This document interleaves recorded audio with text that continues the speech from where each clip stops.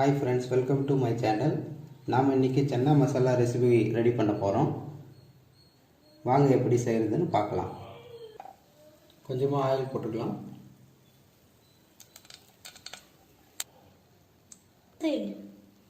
பட்டை ஒரு 2 துண்டு சேர்த்துக்கலாம். கிராம்பு ஒரு 4-5 சேர்த்துக்கலாம். ஒரு அன்னாச்சி பூ, ஒரு 1/4 கொஞ்சம் சீரகம் சேர்த்துக்கலாம். வெங்காயம் பேஸ்ட்டாக அரைச்சி வச்சுருக்கோம், அதை நம்ம சேர்த்துக்கலாம்.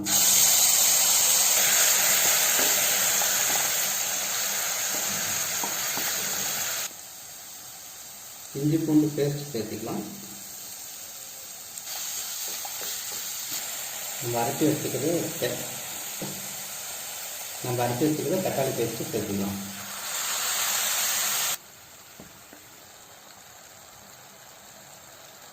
கொஞ்சம் மஞ்சள் பொடி சேர்த்துக்கலாம்.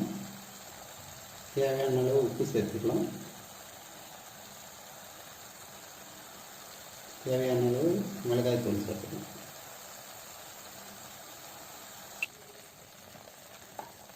பச்சை வாசனை போகிற வரையும் நல்லா வதக்கிட்டு அப்புறமா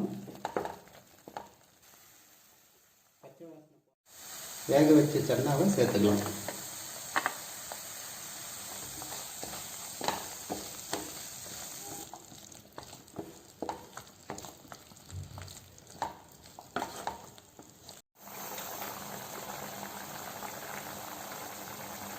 கொஞ்சம் தேங்காய் அரைச்சி சேர்த்துக்கலாம்.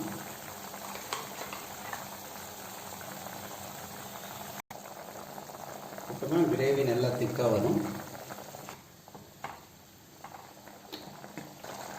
கொஞ்சமாக புதினா சேர்த்துக்கலாம், ஃப்ளேவர் நல்லா இருக்கும்.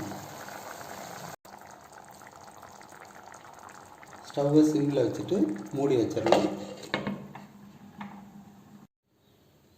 வாங்க, இப்போ ரெடி ஆகிடுச்சு. ஸ்டவ் ஆஃப் பண்ணிவிட்டு எடுத்துக்கலாம்.